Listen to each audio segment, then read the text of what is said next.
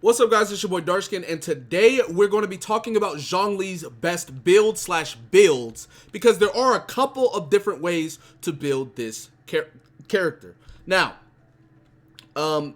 if you guys don't know, I actually dropped a physical damage video today. You guys can check that video out if you want to, so you guys can see how the physical damage Zhongli fares and everything like that. But anyways, let's go ahead and talk about Zhongli. Let's talk about his builds. Now, I actually made this video before the buffs, but I ended up not dropping it because I wanted to do it after buffs, because I know that's what everybody cared about, right? So anyways, starting out, his first build. Number one, this is his support DPS type of build. And a lot of his builds are kind of similar to each other, so you got to pay attention. The first one is this right here, 2-piece Archaic Petra, 2-piece Noble set. This build is going to be your sub DPS. You're going to be like a support, but you can still do a little bit of damage type of build. And the reason why I say that is because the flower is going to be whatever you can get, right? Obviously, you know, y'all can look at my flower if you want to. Cool. Feather, whatever you can get. Y'all can look at my feather as well.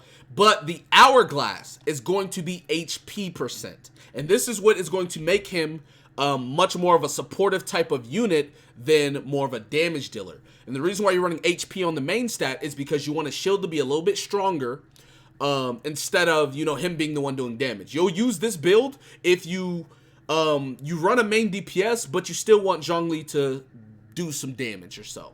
Then obviously you go geo damage and you go crit rate or crit damage headpiece, right? Either one. That is going to be his first build. Now, his second build is a little bit different, okay? It's a little bit different. There's three versions of this build alone, right? Now, the only difference between this build is you change the HP hourglass to attack percent, right? Which is going to make him more of a sub DPS over a support DPS, right? I guess you could say. You can put him on attack percent, or if you want him to become a ult spam type of build, you would give him energy recharge. Now, all of these builds are pretty similar, so keep in mind the HP one is more of a supportive type of build. You do good damage, but your shield is a little bit stronger. The attack percent one is if you're going for straight damage, and the energy recharge one is if you're looking for ult spam ability. Well, a lot more ult spam ability. Obviously, you can run an energy recharge weapon and get the same effect without using this. You can run an attack percent weapon without you know, doing that. Once Staff of Homa comes out, that's going to give you HP, so you could run that as well. That's like his first variations of builds. Now we're going to talk about his physical damage build, which, like I said, I dropped the video if you want to check that out. For his physical damage build, he goes two things, right? Well, technically three, right? Number one, you can go 4-piece Gladiator, which gives you increased normal attack damage by 35%. You can go 4-piece Retracing Bolide, which gives you increased normal and charged attack damage by 40%. But instead of getting the 18% attack, you get increased shield strength. Or if you, you know, if you don't have any 4 sets of those, you can go on the 2-piece Bloodstained Chivalry, and then you can go on the 2-piece Gladiator, right? That's going to give you a good physical damage build. Obviously, for this build, you'll go attack percent, physical damage piece, and then crit rate or crit damage. That's going to be his physical damage build. With this build, you can go Crescent Pike and things like that. Now I've already talked about his 2-piece Petra, 2-piece Noble set build.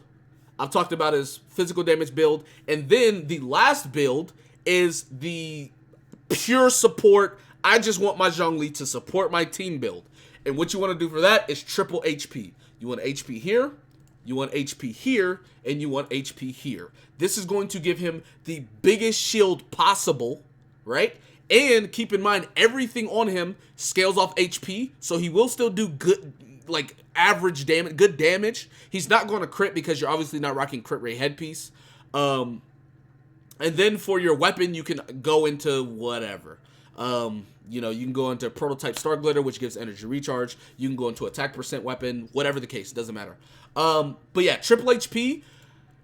Most people don't run this because they want their Zhongli to do damage, but if you're really just looking for only a tank, I mean, be my guest.